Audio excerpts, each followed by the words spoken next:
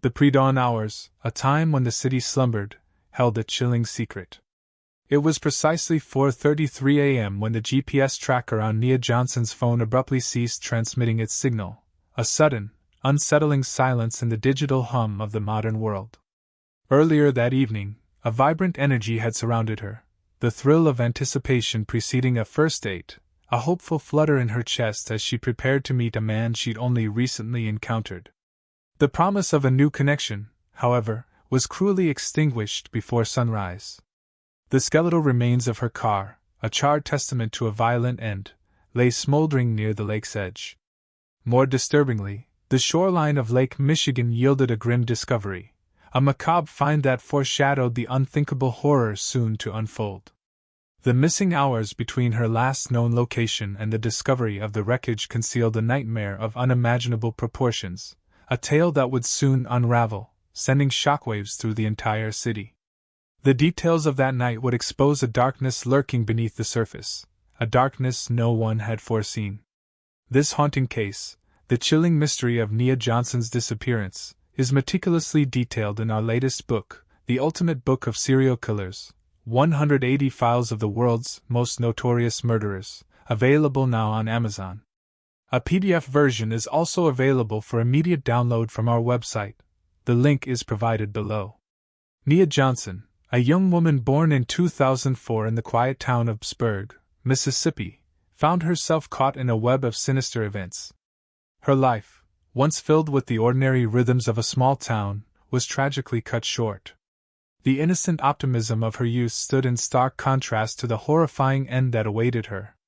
The quaint streets and familiar faces of her hometown now served as a haunting backdrop to the brutal tragedy that was to unfold. The gentle murmur of the Mississippi River, usually a comforting sound, now only echoed the unsettling silence that had fallen over the life of this young woman. The stark reality of her disappearance cast a long shadow, a chilling reminder of the darkness that can exist even in the most peaceful of places. What horrors would the investigation uncover? A city held its breath, waiting for answers.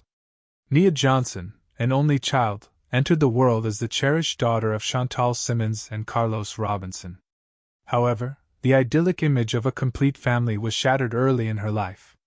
A mere year after her birth, the quiet stability of her home was broken by her parents' separation, a seismic shift that irrevocably altered the course of her young life. The tender age of 1 year marked a profound turning point, forcing a young Saad to navigate the complexities of a fractured family unit. The palpable tension and sorrow that accompanied the separation left an indelible mark on her developing psyche. The family's move to Milwaukee, a bustling city far removed from her father, signaled a new chapter, albeit one tinged with uncertainty. Finding solace in the familiar embrace of her grandparents, Saad settled into their home, its comforting presence a refuge in a time of transition. Milwaukee would become the backdrop against which her personality would blossom, shaping her formative years with its vibrant energy and diverse tapestry of experiences. The home's interior, filled with the comforting smells of her grandmother's cooking and the warmth of family gatherings, held a quiet resilience that helped Saad weather the storms of her early life. From the very beginning, Saad possessed an incandescent spirit. She was a child of boundless curiosity, a whirlwind of energy, with an insatiable thirst for knowledge. Every experience, every interaction, fueled her growth and her inherent drive. The echoes of laughter and the energetic clatter of children at play often filled the air in her Milwaukee neighborhood. Whether she was navigating the intense rivalries of the soccer field, displaying impressive dexterity with the ball at her feet, or diligently earning badges in the Girl Scouts, showcasing dedication and teamwork, she immersed herself completely, her enthusiasm infectious. These early ventures weren't just activities. They were crucible experiences that forged her leadership skills, her ability to collaborate effectively, and the discipline needed to succeed. The rich tapestry of her childhood experiences served to strengthen her character, building resilience and determination within her. Although her father resided in the distant state of Florida, miles apart and separated by a geographical chasm, a strong bond persisted. Regular, and frequently demanding, travel between states became a defining feature of her childhood, fostering within her a remarkable independence and a level of responsibility far exceeding that of her peers. The journey itself, filled with the anticipation of seeing her father and the bittersweet farewells at the end of each visit, became a testament to her enduring spirit. Little did anyone know what shadows loomed ahead. As Saad blossomed into adolescence, her passions began to take on sharper definition, revealing a multifaceted personality. The vibrant world of the arts, particularly the rhythmic pulse of rap music and the expressive grace of dance, captured her imagination, offering an outlet for her creativity and a means to freely express the complex emotions swirling within her.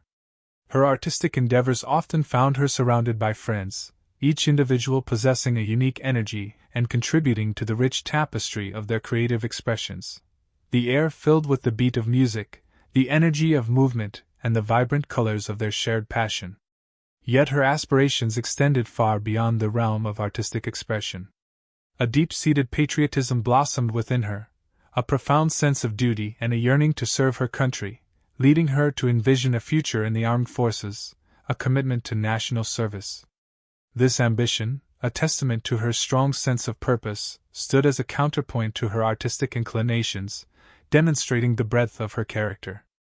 Her academic achievements painted a picture of consistent diligence and remarkable focus. She was not merely a good student, she was a standout, a beacon of determination in the scholastic landscape, excelling in her studies with a quiet intensity and remarkable focus that captured the attention of her teachers and peers alike. The walls of her classrooms, adorned with posters and artwork, reflected her dedication to learning and her intellectual curiosity.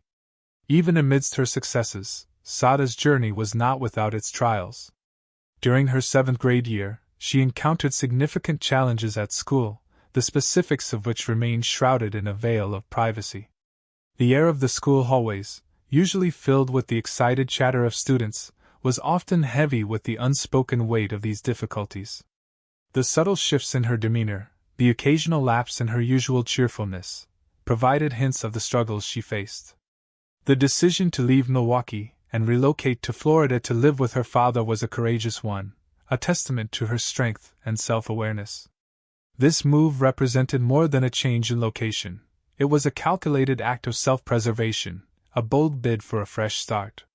Once again, Sada's resilience shone brightly. In her new environment, she effortlessly navigated the complexities of her surroundings, displaying a rare blend of social grace and academic excellence.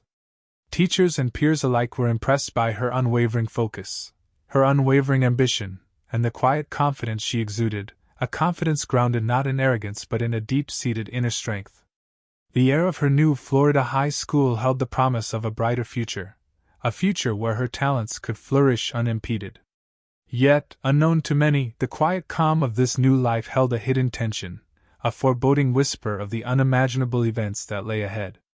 In 2019, after several years spent navigating the sun-drenched landscape of Florida, Saad returned to the familiar embrace of Milwaukee, reuniting with her mother and the comforting familiarity of her childhood home. The transition, though smooth, marked a significant shift in her life's trajectory. The interior of her childhood home, once a haven, now served as a temporary resting place, a staging ground for the next chapter of her life.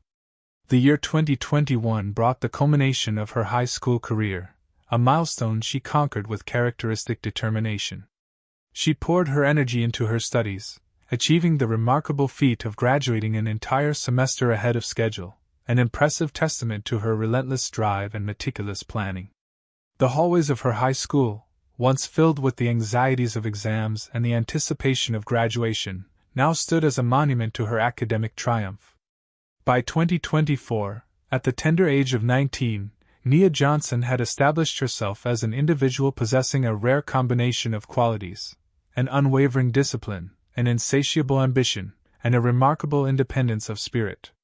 She pursued her artistic passion with fervor, enrolled in an art degree program at Milwaukee Area Technical College, a testament to her dedication to her creative pursuits. The college campus, a vibrant hub of creativity and intellectual exchange, hummed with the energy of fellow students and the buzz of artistic exploration. Yet, Sada's commitment did not end there.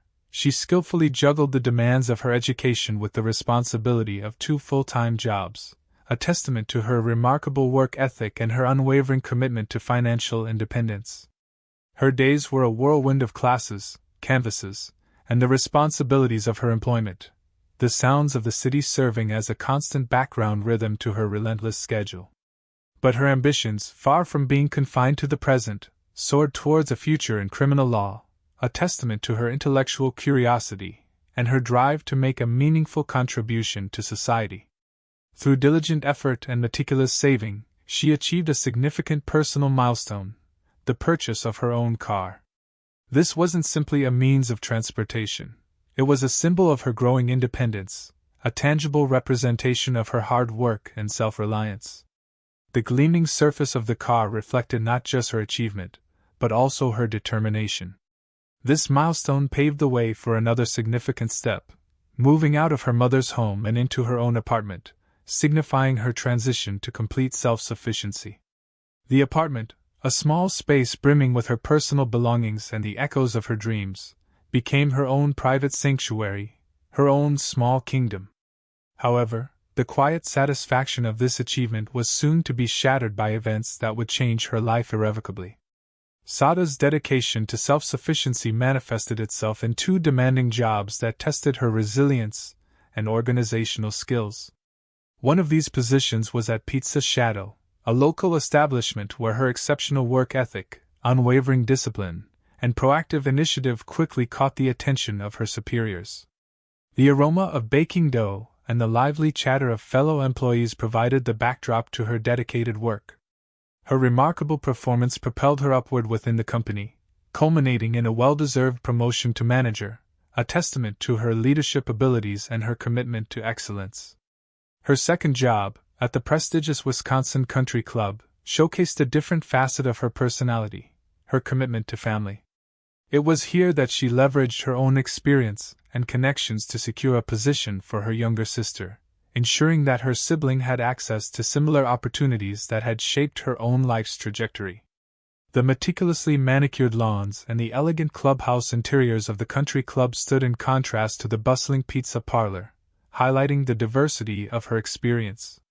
Saad wasn't merely constructing a life for herself, she was meticulously building a future for those she cherished, a testament to her innate sense of responsibility and her deep familial bonds.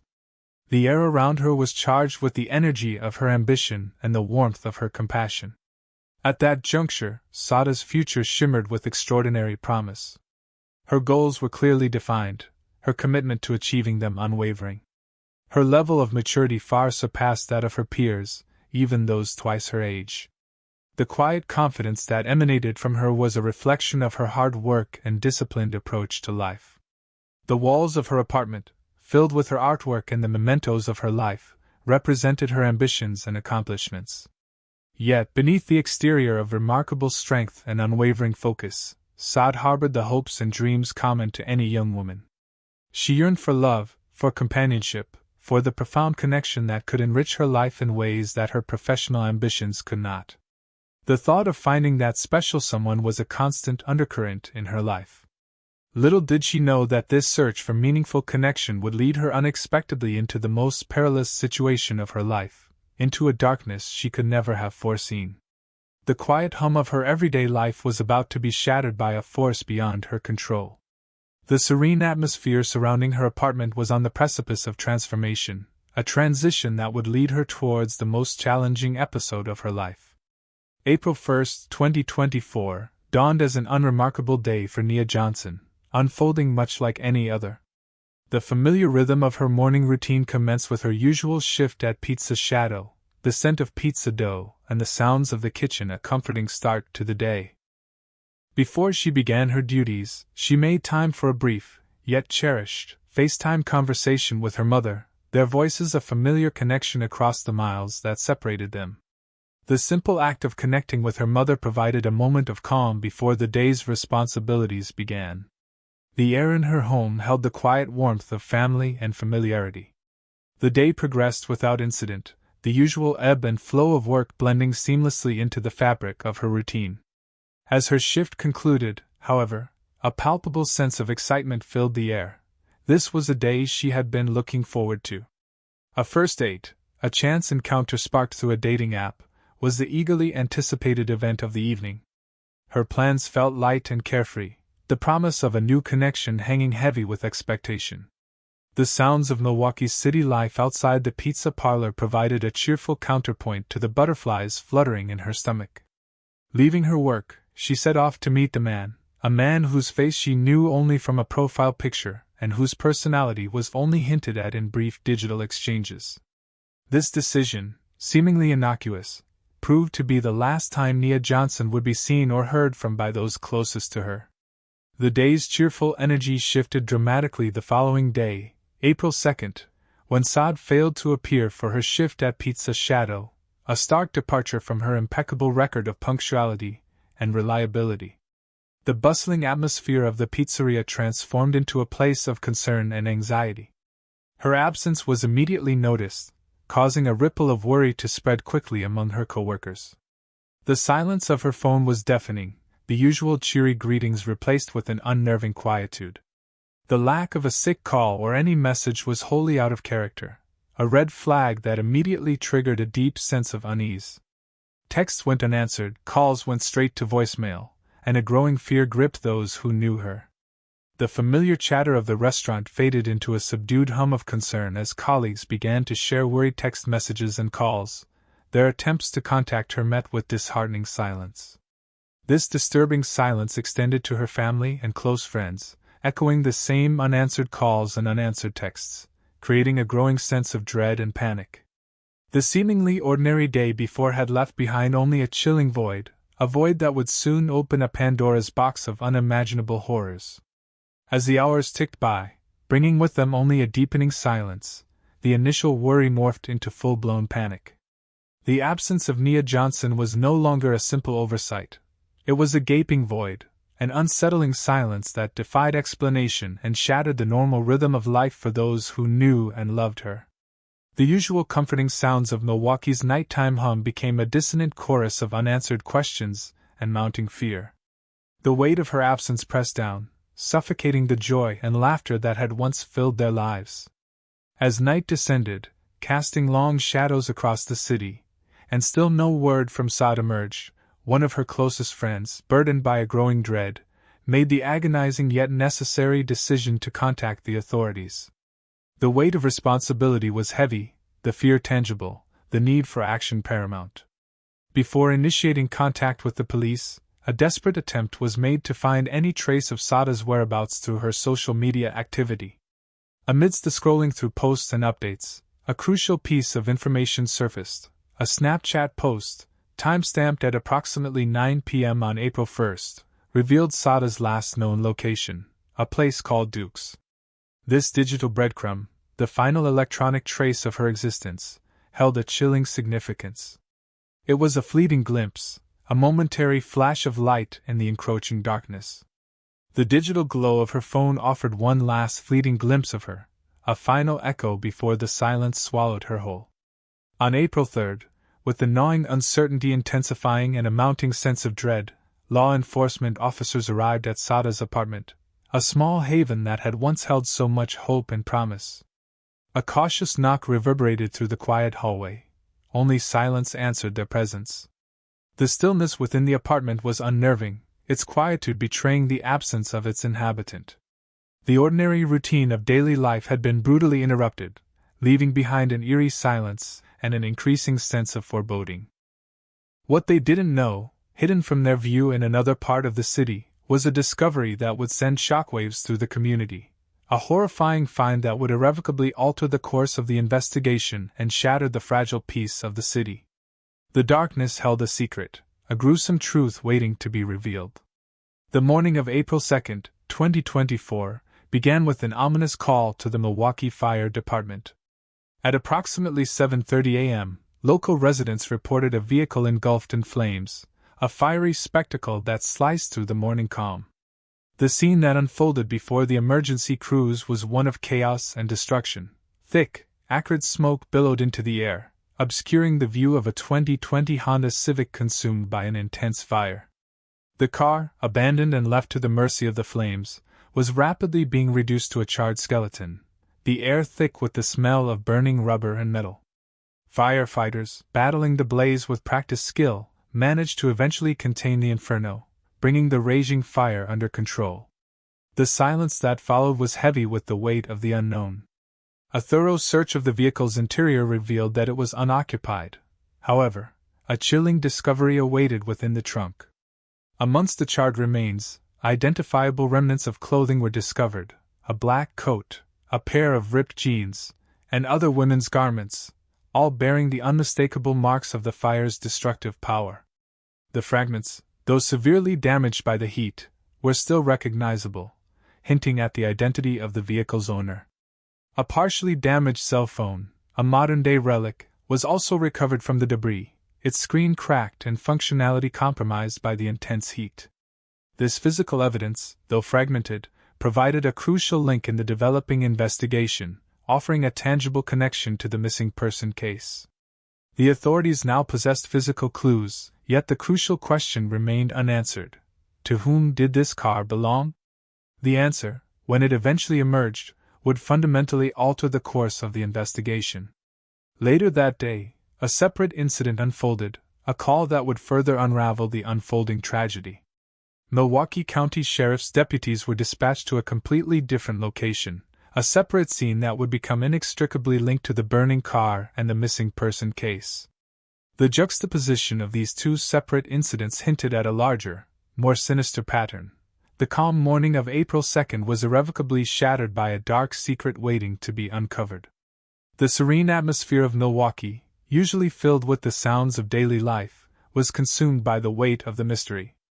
The city, once humming with its normal activity, now stood still, holding its breath as the pieces of the puzzle slowly fell into place, revealing a grim truth that lay concealed beneath the surface of everyday life. A seemingly ordinary morning took a horrifying turn when a man, waiting for a friend near the park's beach, made a gruesome discovery that would send shockwaves through the city. While strolling along the shoreline, his casual walk was interrupted by a sight so horrific that it would forever be etched into his memory. A human leg, severed and lifeless, lay near the water's edge. The peaceful rhythm of the waves crashing against the shore was replaced by the chilling reality of violent death.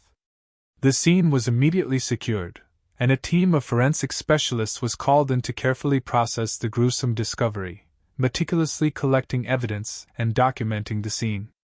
After careful analysis, the forensic team determined that the leg belonged to an African American female, the remains bearing the gruesome signature of dismemberment.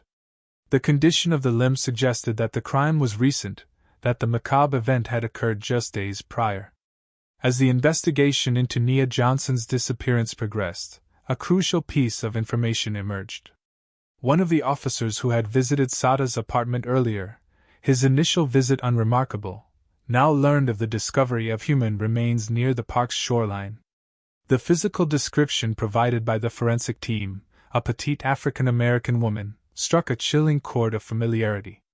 It matched the description of Nia Johnson, the details aligning with unsettling precision.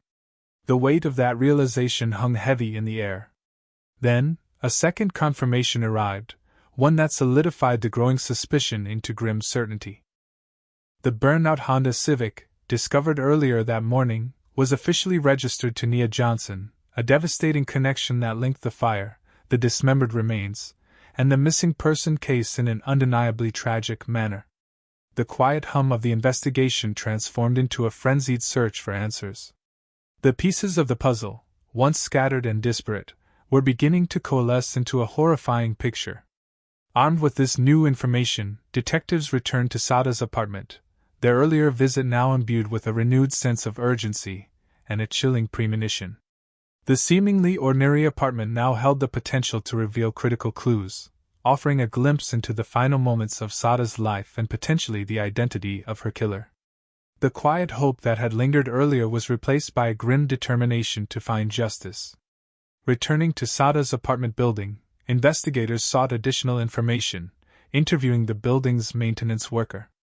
His account provided a fleeting glimpse into Sada's final hours. He recalled seeing her on the morning of April 1st, noting her unusually upbeat demeanor and her excitement for an upcoming date following her work shift. The casual encounter, unremarkable at the time, now held a profound significance, a poignant memory from the cusp of tragedy.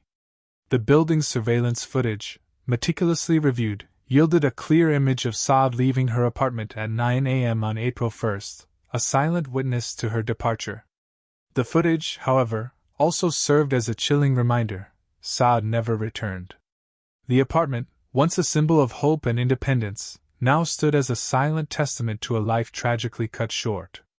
This newly discovered surveillance footage, coupled with the forensic evidence recovered from the burned car and the grim discovery at the park, shifted the focus of the investigation, providing a crucial new direction. Authorities, pursuing every lead, issued a subpoena for Saada's phone records from her mobile carrier, aiming to reconstruct her movements and communications in the hours leading up to her disappearance. The digital trail, a lifeline in the swirling vortex of the investigation, revealed a crucial piece of information. Her last text message had been sent to a phone number with a 262 area code.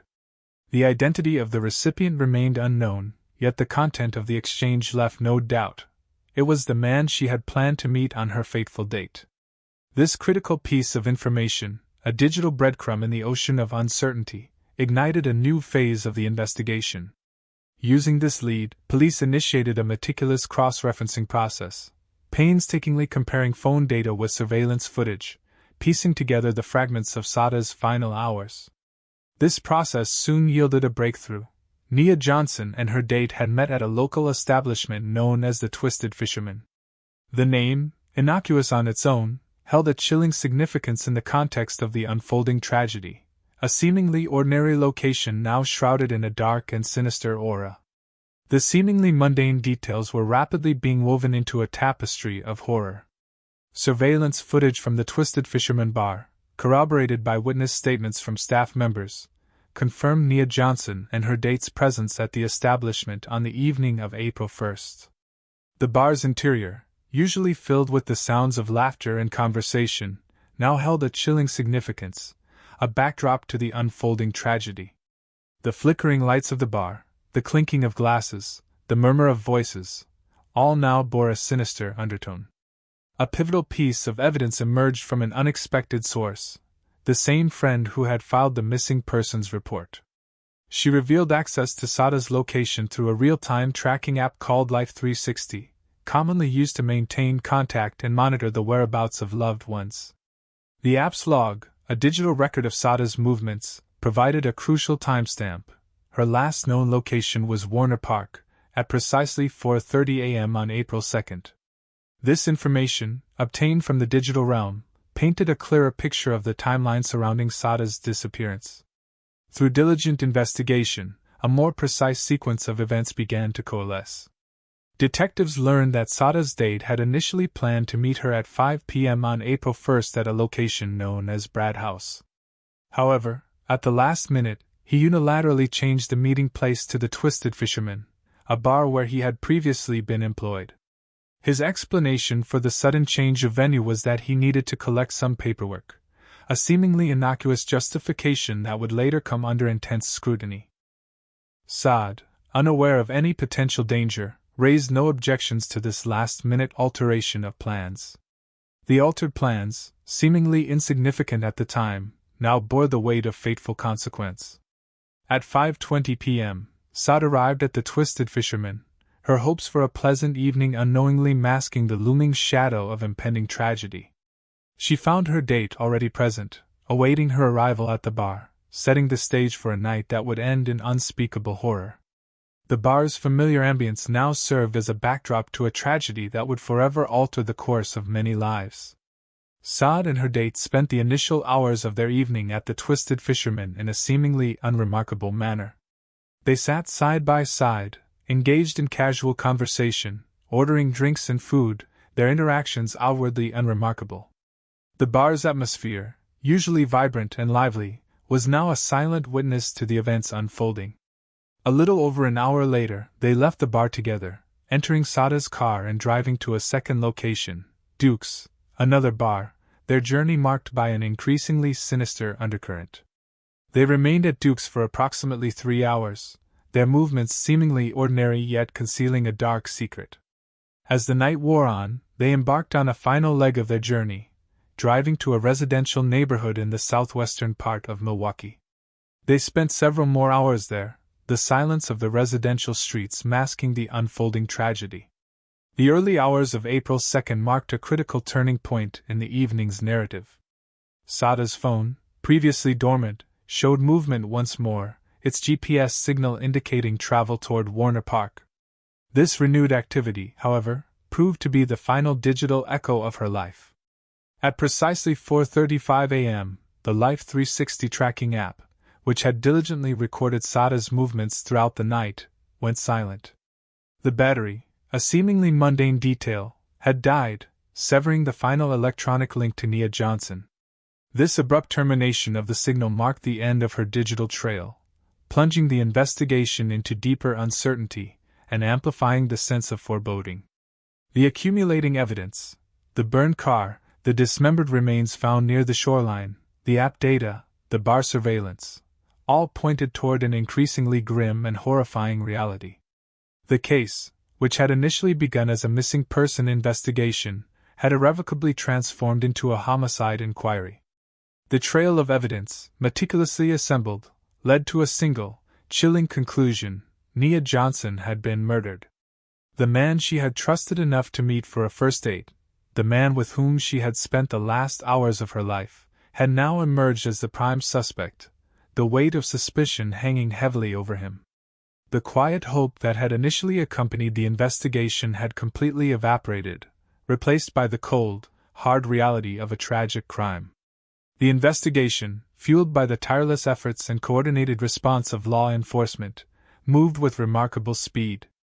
Authorities had quickly zeroed in on a single individual, a man whose identity remained shielded from public knowledge, yet his significance in the case was undeniable. He was the last person known to have seen Nia Johnson alive, his presence inextricably linked to the unfolding tragedy.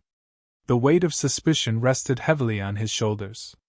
The evidence gathered, a mosaic of digital traces, physical findings, and witness testimonies, was deemed sufficient to secure both an arrest warrant and a search warrant for the residents identified through Sada's phone activity.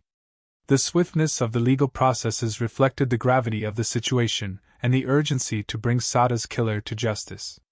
On April 4th, at 10 p.m., a coordinated police operation unfolded, targeting the suspect's home. Officers moved swiftly and decisively, apprehending the suspect and taking him into custody. His identity was finally revealed: Marcus Henderson, a 33-year-old man, the son of a prominent and well-respected businessman in the region. The revelation of his identity sent shockwaves through the community, casting a pall over a family once known for its success and respectability. Following Anderson's arrest, disturbing details about his past emerged, painting a portrait of a troubled individual whose history hinted at a long-standing pattern of problematic behavior. The facade of normalcy and success crumbled, revealing a darker side to his personality. Even intervention from his father, a wealthy and influential businessman, had failed to correct his course. An attempt to provide Anderson with a position in the family business, an act of paternal support and hope, ultimately ended in dismissal, the elder Anderson having declared his son unfit for the responsibility. The revelation of Marcus Henderson's identity added yet another layer of complexity to the case, leaving a lingering sense of unease and underscoring the chilling randomness of violence. The seemingly idyllic veneer of respectability masked a deeply troubled individual, the dark truth hidden beneath the surface of a seemingly successful family. Marcus Henderson's background revealed a complex and troubling picture. His service in the U.S. Navy, once a source of pride and accomplishment, now provided a stark contrast to his subsequent life trajectory. In recent years, he had exhibited a pattern of instability, drifting from one short-term job to another, primarily working as a bartender at various establishments across Milwaukee. The fleeting nature of these positions hinted at a deeper underlying issue, a lack of commitment and stability that reflected his troubled life. Between 2014 and 2019, Anderson had accumulated multiple arrests, mostly for relatively minor offenses such as public disorder and disturbances, a pattern that suggested a propensity for erratic behavior and potential disregard for the law. The investigation delved into the circumstances surrounding Saad and Anderson's initial encounter. The initial assumption that their connection stemmed from a dating app was logical and consistent with the information at hand. However, another theory emerged, one that posited a different meeting point, a chance encounter at one of the bars where Anderson worked, locations frequented by Saad and her friends. This alternative theory added another layer of complexity to the investigation. The seemingly simple act of meeting someone could now hold a range of interpretations, highlighting the unpredictable nature of chance encounters and the potentially dangerous consequences. Following Anderson's arrest, detectives executed a meticulous search of his residence, a grim endeavor that yielded confirmation of their most troubling suspicions. The residence, once a private space, was now a scene of investigation, each room meticulously examined for evidence. Within one of the bedrooms, a grim discovery awaited them. Bloodstains, stark and undeniable, were discovered on the bedding and on a wall leading down to the basement. The discovery of bloodstains within the suspect's residence sent a palpable chill down the spines of the investigators, adding weight to their growing certainty of Marcus Henderson's culpability in Sada's death. The once ordinary house now held a sinister secret, a macabre testament to the violence that had taken place. The basement of Anderson's residence, initially dismissed as a simple storage area, revealed itself to be a far more sinister space. Upon closer inspection, investigators uncovered multiple gas canisters and electric saws, items that immediately fueled suspicion. The tools, chilling in their potential use, hinted at a premeditated act of violence, a calculated preparation for a gruesome crime.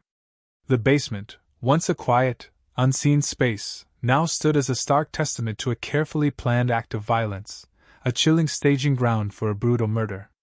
The carefully chosen tools and the strategic arrangement of the gas canisters and saws added a layer of premeditated horror to the already grim circumstances, raising the specter of a calculated and deeply disturbing crime. The investigators, immersed in the macabre scene, felt a palpable shift in the atmosphere, the quiet space suddenly charged with a sense of dread. The investigation continued its relentless march forward. Just days after the unsettling discovery within Anderson's basement, on April 6, investigators returned to the location where Sada's burned car had been found. 1 block away, another grim find sent a fresh wave of horror through the investigators. A human foot, discovered amidst the urban landscape, lay discarded, a chilling reminder of the brutality of the crime. Forensic analysis confirmed the worst fears. The skin tone, size, and presence of pink nail polish perfectly matched the severed leg discovered earlier. The foot, a gruesome fragment of a young woman's body, undeniably belonged to Nia Johnson, a grim confirmation that sealed her tragic fate. The gruesome find added a level of horrific detail to the unfolding investigation. Simultaneously, detectives continued their painstaking review of surveillance footage gathered near the scene of the car fire. This methodical search, a meticulous combing through hours of visual data, would ultimately yield a critical piece of evidence, a visual clue that would significantly advance the investigation. The footage, a silent witness to the events that had transpired, held the key to unlocking a deeper understanding of the murder, a crucial fragment in the puzzle that would illuminate the path towards justice. The previously silent surveillance footage had now become a pivotal piece of evidence, a critical link in the investigation. Security camera footage, a silent observer of the unfolding tragedy, captured Marcus Henderson emerging from Nia Johnson's Honda Civic moments before setting it ablaze. The footage, a stark visual record of the crime, showed Anderson's calculated actions, his deliberate act of arson. The visual evidence provided an irrefutable link between Anderson and the burned vehicle, solidifying his connection to the crime. Several individuals in the vicinity, bystanders who had witnessed the event, later identified Anderson as the person responsible for setting the car on fire. Their testimonies, adding a human element to the chilling visual evidence, corroborated the account provided by the security cameras. Following the arson, Anderson was seen calmly walking away from the scene and boarding a nearby bus, his composure a stark contrast to the gravity of his actions. The nonchalant manner in which he carried himself sent a fresh wave of horror through the investigators. A particularly significant revelation emerged from a key witness, someone personally acquainted with Marcus Henderson. Deeply disturbed by news of Sada's disappearance, this individual immediately went to the police, their information drastically altering the trajectory of the investigation. Their account revealed a chilling premonition. 1 month prior to the murder, on March 5th, Anderson had allegedly described a detailed plan to lure a woman to his basement, shoot her, dismember her body, and scatter the remains across the city.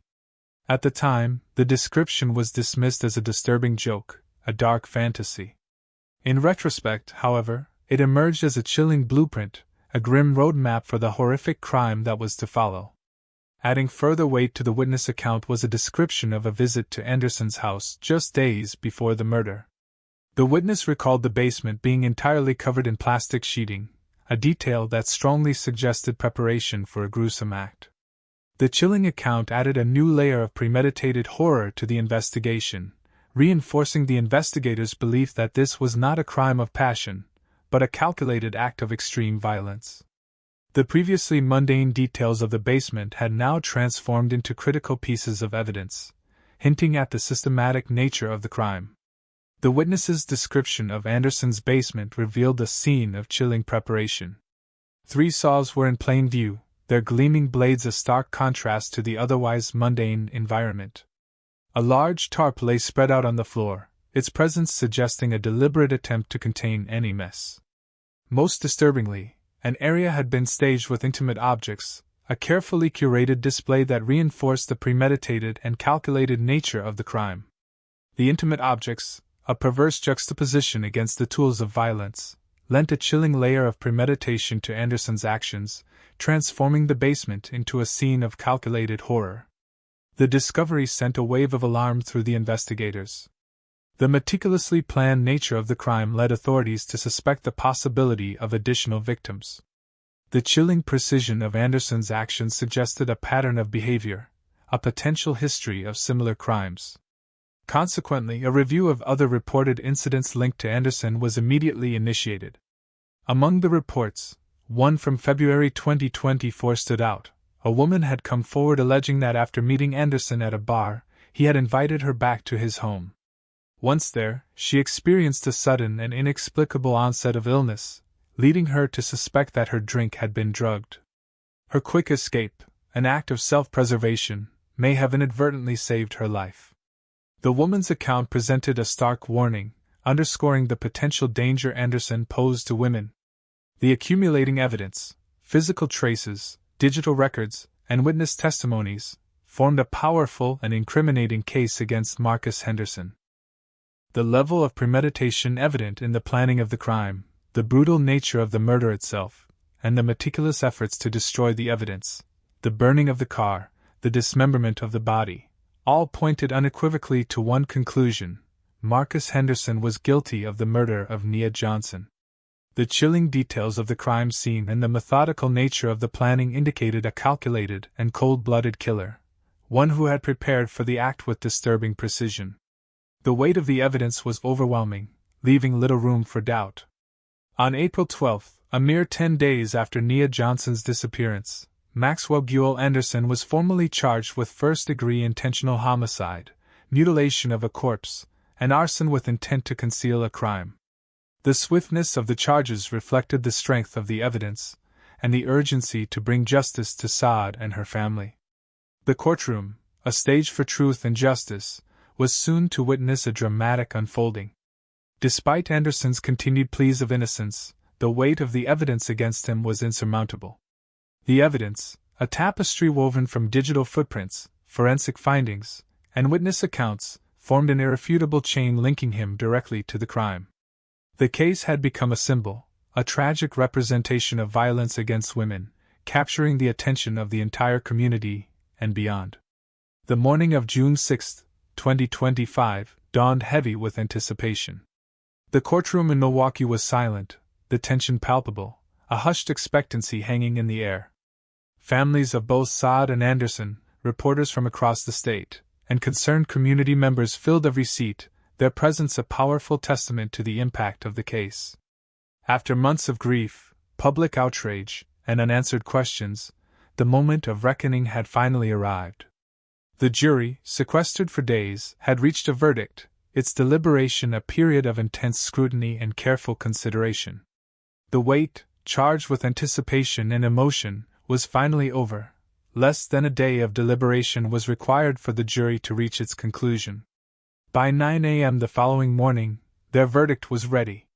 As the judge called the courtroom to order, a collective hush fell over the assembled crowd. Every breath held, every heart pounded in anticipation. The moment of truth arrived. The words, once spoken, would be irreversible, a final declaration of justice or injustice. The judge's pronouncement was clear and unwavering. Marcus Henderson was found guilty on all counts: first-degree intentional homicide, mutilation of a corpse, hiding a corpse, and arson. The verdict, a stark declaration of justice, brought a collective sigh of relief, a sense of closure to a community that had been shaken to its core. The long road to justice had finally reached its destination. The gavel fell, signaling the end of a chapter, but the memory of Nia Johnson would forever remain, a potent reminder of the darkness that can exist, and the importance of bringing those who perpetrate such violence to account. Maxwell Guel Anderson, the man who had lured the vibrant 19-year-old Nia Johnson on a seemingly innocent first date, only to brutally murder and dismember her, was now legally accountable for one of the most horrifying crimes in Milwaukee's history. The trial, a harrowing journey through the darkest recesses of human depravity, had laid bare every excruciating detail of the crime. Jurors, tasked with the immense responsibility of dispensing justice, were subjected to a relentless barrage of evidence. Hundreds of surveillance images and forensic photographs, stark reminders of the violence inflicted upon Saad, were presented as evidence. The graphic imagery, a chilling chronicle of the crime, offered a visceral depiction of the tragedy. Dozens of witnesses, each offering their own piece of the puzzle, shared their testimony, their words adding another layer of weight to the prosecution's case. The courtroom transformed into a somber stage, each detail meticulously laid out, each witness offering a glimpse into the final hours of Saada's life. The moments leading up to her murder, a poignant reminder of her vulnerability, were replayed again and again. The prosecution's presentation was stark and unwavering. Nia Johnson had been murdered inside Anderson's home, the sanctity of her own life brutally violated. Her body, a testament to the cruelty of her killer, had then been methodically dismembered. Her remains, legs, arms, torso, even her right breast, were found scattered across multiple counties, some discovered in the lake, others washed ashore, a macabre scattering of human remains. In a final, desperate attempt to erase all traces of his crime, Anderson had set Saada's car ablaze, a callous act designed to eliminate any remaining evidence. He then calmly walked away, leaving behind a trail of devastation and heartbreak. Outside the courthouse, under a somber gray sky, Saada's mother stood amidst a crowd of friends and supporters, many of them dressed in pink, Saada's favorite color. The color, a vibrant contrast to the somber setting, served as a poignant reminder of the young life that had been so cruelly extinguished. Their presence offered a powerful display of community support, a collective outpouring of grief and a shared demand for justice. The trial had concluded, but the echoes of Saada's story would resonate for years to come, a stark warning against the insidious nature of violence and the critical importance of ensuring justice for victims. Saada's mother, her voice steady yet her eyes brimming with unshed tears, delivered a poignant statement outside the courthouse. "She will be forever remembered as an angel," she said, her words carrying the weight of unimaginable loss, the raw pain of a mother's grief. "Even now, Saad speaks to me. She's still guiding me. Her mission to help others isn't over," she continued, her voice filled with a quiet strength that belied the depth of her sorrow. Her words, a testament to enduring love and unwavering faith, offered a glimpse of resilience in the face of unspeakable tragedy. The loss of her daughter would forever remain, a deep and lasting wound. Marcus Henderson, the man responsible for Saada's horrific murder, chose not to take the stand in his own defense. His legal team, faced with an overwhelming body of evidence, presented no witnesses. Their argument, lacking credibility in the face of the amassed evidence, centered on the absence of premeditation, a claim that was easily refuted by the sheer weight of the evidence presented during the trial. The seemingly ordinary events of that night had culminated in unthinkable violence, a stark reminder of the fragility of life and the devastating consequences of unchecked aggression. Nia Johnson, a young woman brimming with ambition and dreams, was pursuing an art degree at Milwaukee Area Technical College, diligently balancing her studies with two demanding jobs, striving to build a life filled with purpose and promise. That life, full of potential and energy, was brutally stolen from her. Finally, a sense of accountability had been achieved.